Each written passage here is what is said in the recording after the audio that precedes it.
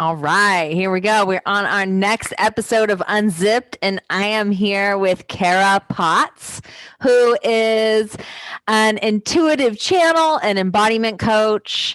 And she is here to share a little bit about her journey becoming like, I think, claiming the intuitive channel that she is, because there's a lot that goes into that. And I just heard that she may do a little mini reading. So you want to make sure that you stay to the end for us. Woo! Thank you. Thank you so much for being here.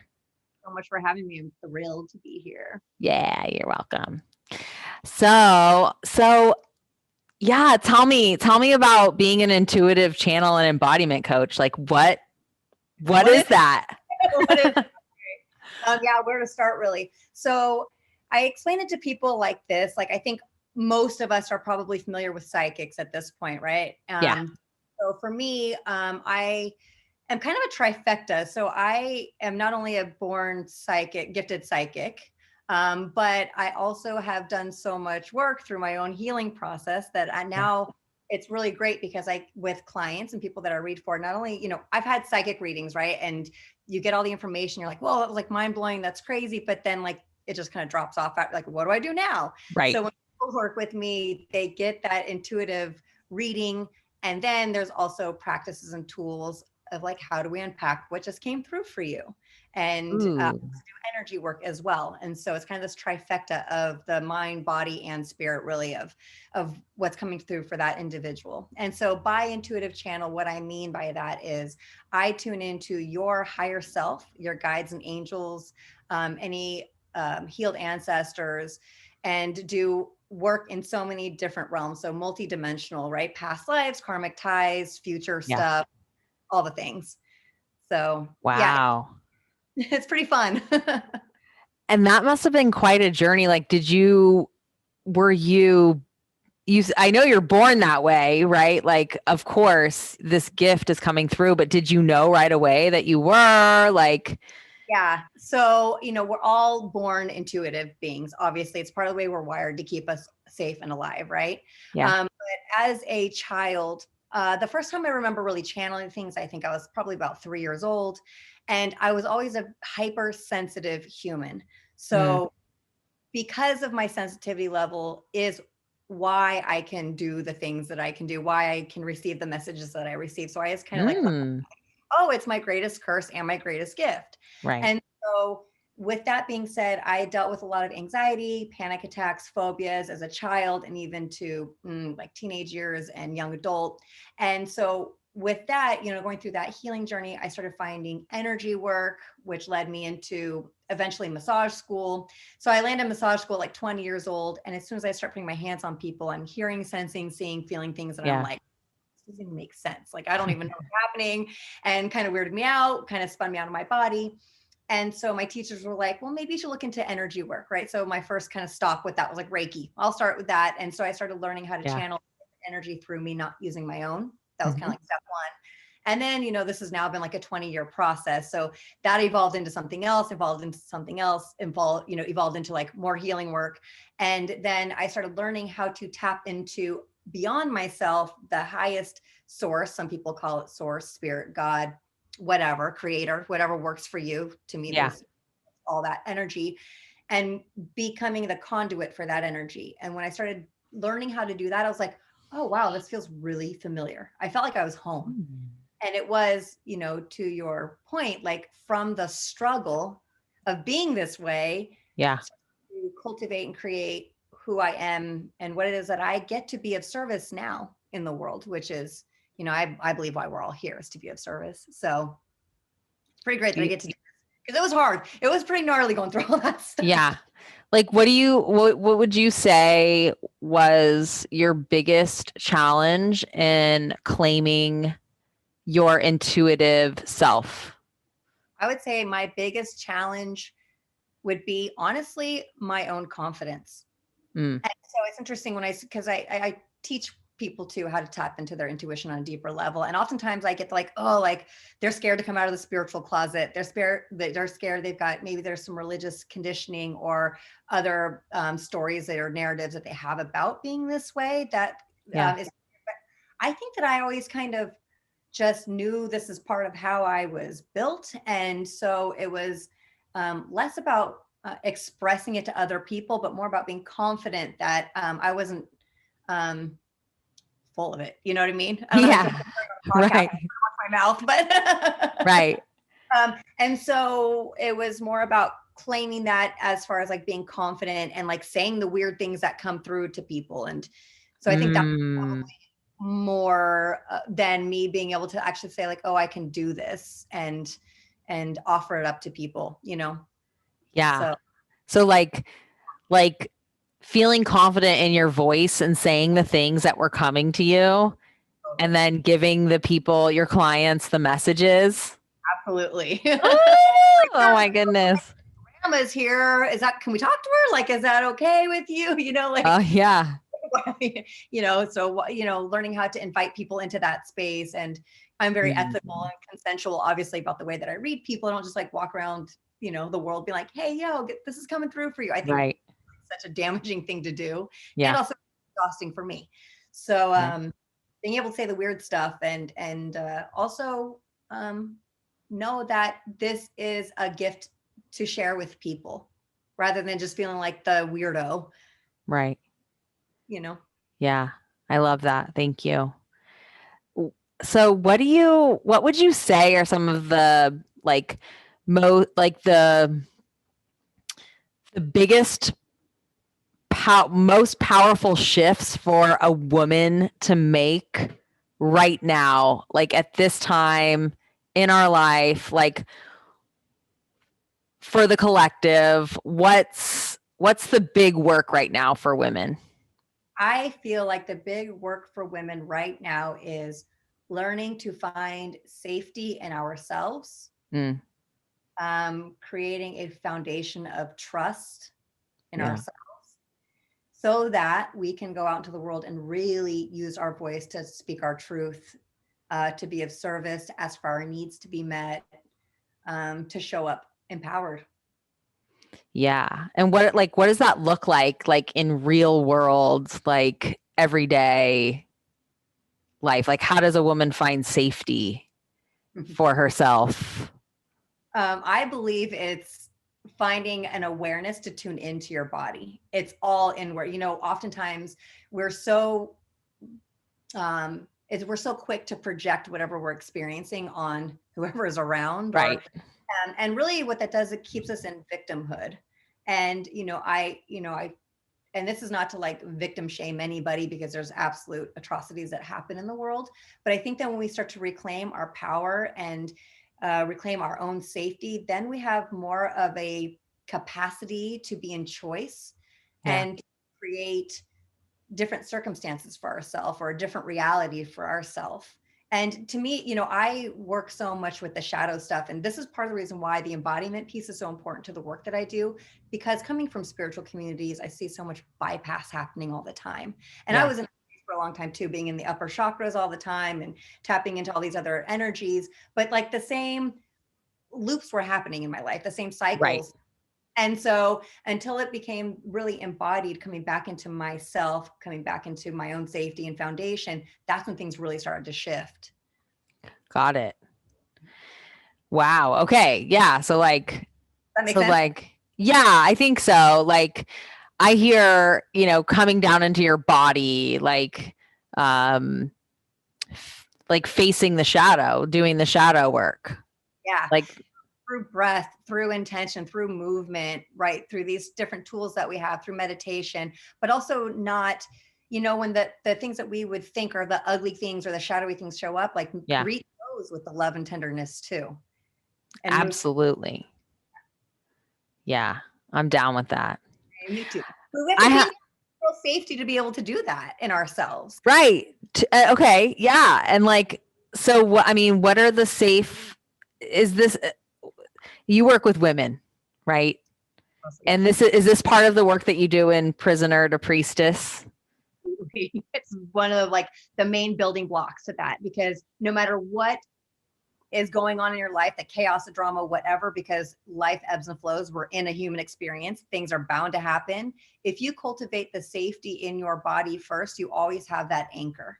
Yeah. And that also helps us get through the stuff that's like really, hard to deal with, or Right. the things that show up that aren't, that are out of our control. Right. Yeah. So it's like being anchored in our body. That is the work. That is the Right. work. That's the work. We're in a human experience. We're in what I call this Right. right? And as women, we're so taught to look outward to validate ourselves all the time. Validation comes from outward. Right. We want that reciprocity, but unless we are really feeling it and in a relationship to it in ourselves, Right. much harder to see. Yeah. And so, yeah, I mean, you do this in sisterhood, you do this in women's circle, right? You're calling the women together. And I do a lot of women's circle work. So what the listeners don't know is that Kara has no idea who I am or what kind of work that I do. So it's perfect that we get to talk about this because our work is very aligned. What do you like? You do this embodiment work in women's circles, right? Yeah, it's so important because we so oftentimes we're having similar experiences, but we're not normalized. Right. And so we need to be witnessed in sisterhood and supported in that way when people are either, oftentimes, and I'm sure you find this with your work too, but like you get into a circle with women and all of a sudden you're like, wow, there's this massive thread. Like everybody's kind of experiencing the same right. thing. Maybe it might look a little different, but we're kind of working through the same things. And so I think that when we can be in community like that and create a safe container and be held and supported and seen no matter what we're showing up with, the mess, the celebrations, the excitement, the whatever. And because obviously we've been conditioned so much to be afraid of each other as women. Right. We create those safe spaces and realize, oh, women are all like having similar experiences. I'm not alone in this. I can express this. And now I feel safer, not only in myself, but in community. Right. And then we can really go out into the world and do even bigger work. Right. The ripple effect is huge, I'm sure, as you know. Yeah. Yeah, definitely. Well, so, I mean, my next question is, how does bringing women together help us reclaim our power? Yeah, I think it's back to that same kind of vein, really, isn't it? That when we reclaim our power by being able to be vulnerable in circle and to express ourselves and be witnessed in that space, when you're feeling soft, then, we feel like we have a little more, what's the word? Like, you have a support network. Right. And it's like it's being able to speak in those vulnerabilities, the messiness, being seen, which you wouldn't think like, how is that going to help me reclaim my power? But it's really in like showing up to the women's circle, sharing and doing all that helps you land in your body. Like these are tools of embodiment that you use to create that sense of safety and totally, to be able to be vulnerable like that, like, oh my God, I showed up, I was vulnerable and I didn't die. Right. Nobody made fun of me, nobody rejected me, nobody told me that I was dumb or right. Like that's one of the most powerful things I think we can do is actually, to be able to see each other. Yeah. And be seen. Then we can go out into the world and feel more confident. Yeah. About who we are and what we're here to do. Yes. Love it.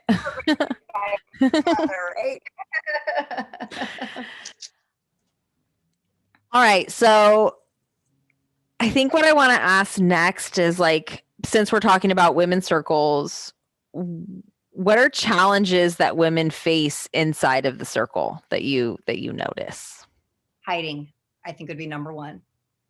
I think that, so the way that I work, and this is probably true for a lot of people that work with energy and work in these ways, but as soon as people sign up for a program with me, all of a sudden, like stuff just pops off in their life. They're just like, oh, this whole thing's showing up again. I thought I worked through this, or like, oh man, or like, oh, now I'm scared. Like, I don't know if I want to step in. I don't know these women. So is it for me here? Or,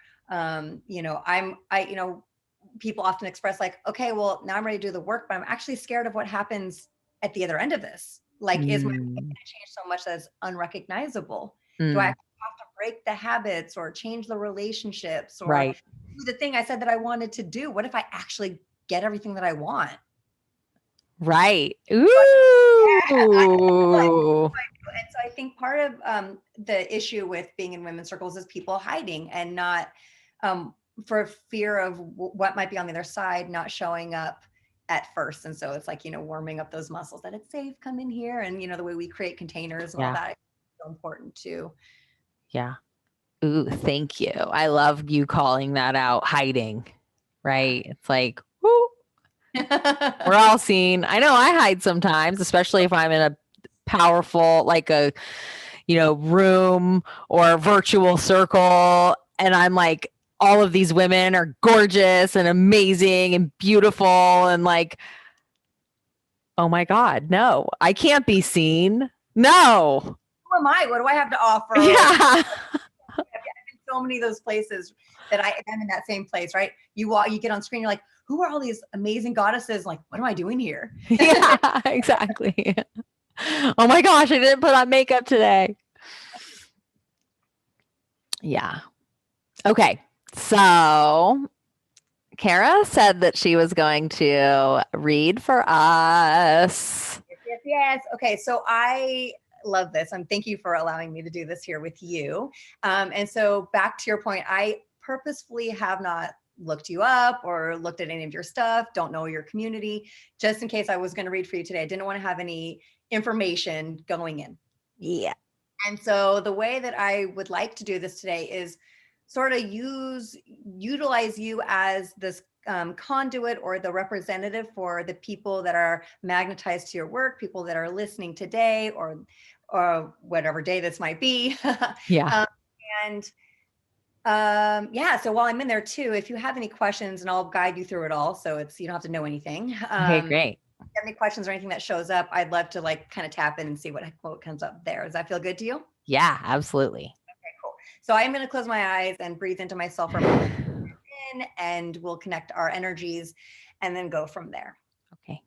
All right. So if you want to take a couple deep inhales through your nose and a cleansing exhale out of your mouth. Anybody that's listening, if you feel like taking a few deep breaths, getting into your body, starting to ground down. Maybe you feel like placing a hand on your heart or a hand on your belly as you breathe in and out, feeling the rise and fall of your chest to your belly.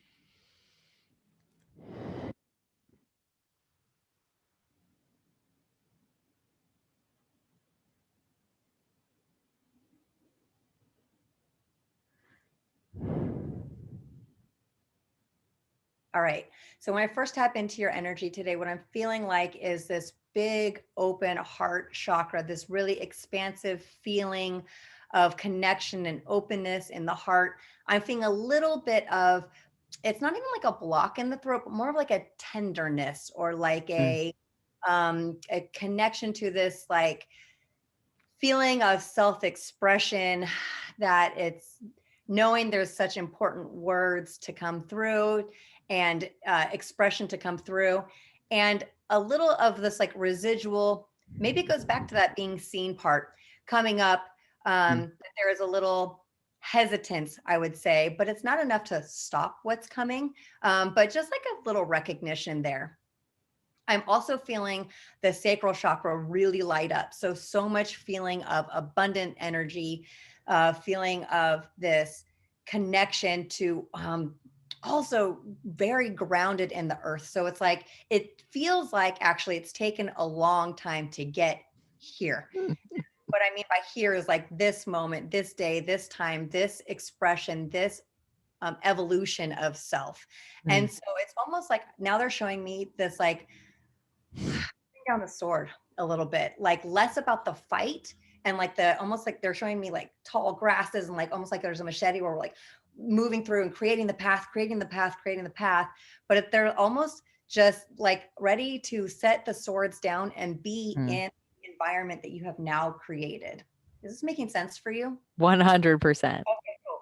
And so they're also showing me there is a strong sense of the crown chakra opening. So there is a huge connection to the divine. There's a huge connection to this like channel for you that's moving through you, and it feels energetic. But what they really want you to remember too is, as you're getting these downloads and channeling this information, to make sure that you're feeling into your feet, make sure you're feeling into your body at the same time. It's important to stay grounded and in the body as we're moving through this other energy, because ultimately we are in this human experience.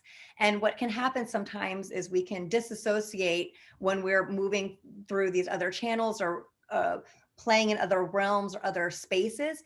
And that's when other energies can start to take over the body. And so especially I'm sensing empath is big for you here, this very empathetic feeling and sensation. But when we abandon our own body like that, other energies can come in, especially if we're big feelers or big empaths. And then we're waking up sad, depressed, pissed off, whatever. And it's not even ours. It's really carrying somebody else's energy. So the more space we're taking up for ourselves, the more we can actually be present for everybody else in our life, because we're filling our own space so we can be in presence and with people. Let's see what else is coming. You have a really strong presence on the right side of your body. There is a, let's see who this is. You may even start to feel warmth or tingling in your shoulder. It feels like there's a sensation of this being very close to you. And I feel like this is, so I'm seeing somebody on the other side, but I'm also having a strong sense of a guardian angel. So what this being wants to share with you is that you are so divinely protected. You are being guided. And now I'm seeing like a gentle, almost like push on your back, like this warmth, this feeling of like moving forward, keep moving forward. And this sense of this guardian angel sharing with you, like, I've got you. Like, I've been here for a long time and I've got you. And like, I'm having such a visceral sensation now on my neck, my shoulder, almost like they're placing a hand on this part of your body to allow you the sensation that they are here with you right now, carrying you, moving with you. Is that making sense? Yes. And just for everyone who's listening, I am 100% feeling this. And woo, there's a lot going on in my body right now. You want to share at all? Yeah. So the throat stuff that you spoke about this is even UnZipped. This is a new medium for me. And I recently got a little, this is vulnerable. I do a lot of leading. I do a lot of voice work. I'm always in front of, I'm leading women. I'm leading people. I'm leading circles. I recently had an experience where I was not leading and I was in someone else's program, and I got kicked out. I got kicked out. I'm going to interrupt you. I'm sorry, but I didn't want to say this because I don't want to get too personal. But so first of all, thank you, honoring your vulnerability here.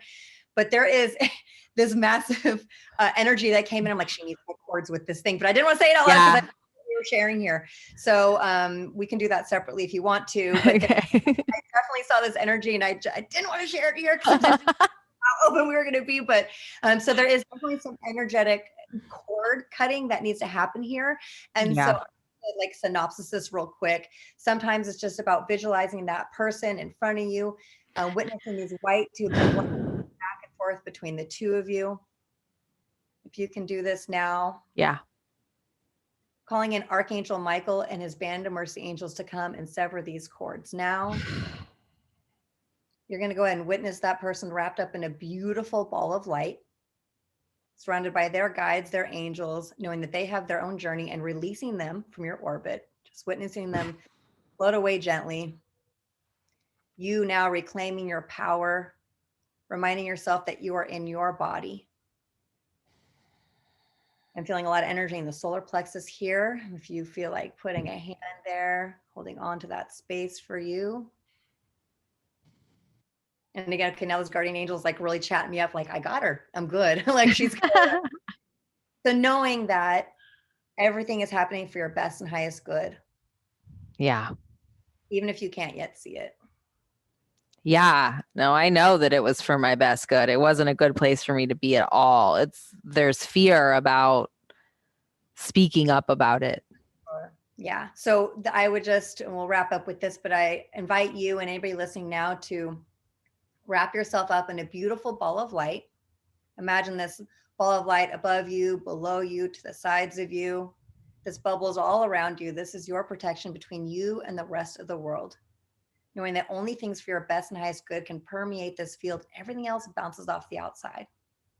Hmm. And just taking a couple breaths in.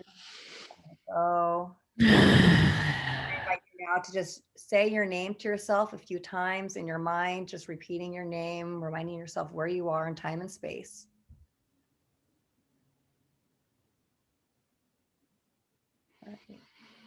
When you feel ready, shutting your eyes open. Oh, wow. Okay. Woo! I had no idea that was going to happen. Thank you so much. That's amazing. Oh, thank you That for was sharing, amazing. for being available for that. And thank you for being vulnerable. I know it's a tricky space to be in when you're also the facilitator. So, Oh, totally. And yeah. Yeah,